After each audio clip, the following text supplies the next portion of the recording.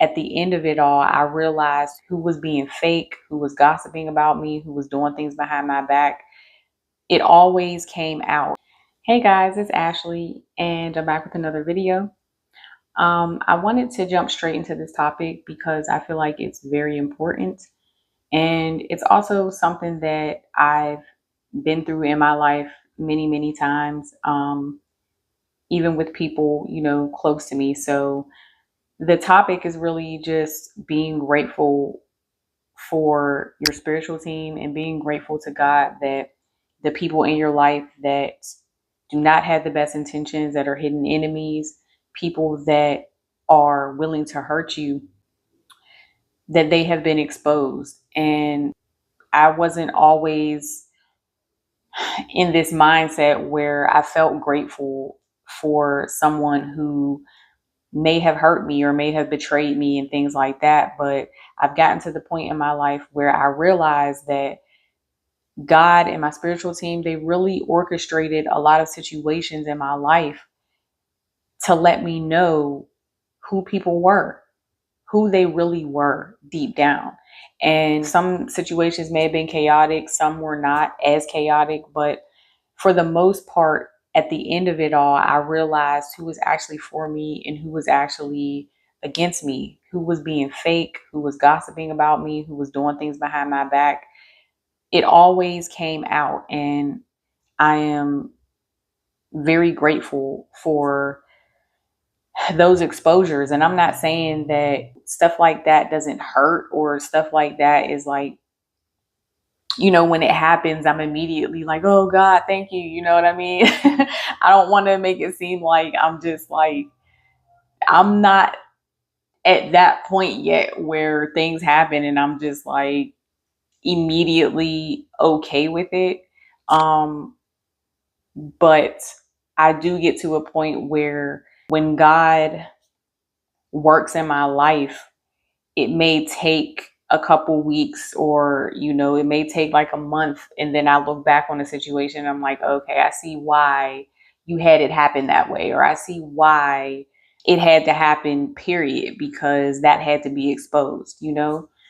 Like I said, I've even recently, all the way up until recently, I have had people come up against me. And sometimes people come up against you for reasons that you wouldn't even think would be a reason. Sometimes people need a reason to attack you. They need a reason to justify attacking you. Sometimes people will attack you just for being a good person. And they will dig into the deepest crevice of the dirt to find anything so that they can not like you. It's such a weird thing with people like this. Your spiritual team are there to protect you. God is there to protect you. And so when different things are going on behind your back, you have to understand that they are there. They are in the rooms with these people when they are plotting things. They are in these rooms with these people when these people are gossiping about you. They are in these rooms with these people when they are gathering other people to come up against you. So you got to realize that you are protected. To keep it real, a lot of these people, after they are done betraying people or gossiping about people or lying to people or hurting people, a lot of times they feel really good about themselves. A lot of times it's a game. It's a laughing matter because every time that they do hurtful things to people, every time that they are crossing people, they're not thinking about who they're crossing. They're not thinking about whether this person has a spiritual team. They're not thinking about whether this person's ancestors are watching out for them. They're not thinking about whether God has chosen this person. This is how they live their life. They live their life getting energy and getting fuel by hurting other people. They thrive on chaos. They thrive on ruining other people's lives. They thrive on watching other people be down and out. They don't feel like they're winning unless somebody is losing. They're always in competition with people. They're always looking to take someone down. And so This is a repetitive cycle in their life that they do over and over and over again. And so when it came to you as God's chosen, they made the wrong choice. They don't realize they've been used by these dark forces and by these entities as a spiritual pawn. So they come in to attack you and not realizing that it's to their own demise, it's to their own destruction. There was no winning in coming up against you. There was no winning in betraying you. There was no winning in lying about you. There was no winning in gossiping about you. There was no win. But like I said, these entities that they have attached to them make them feel like there will be a win.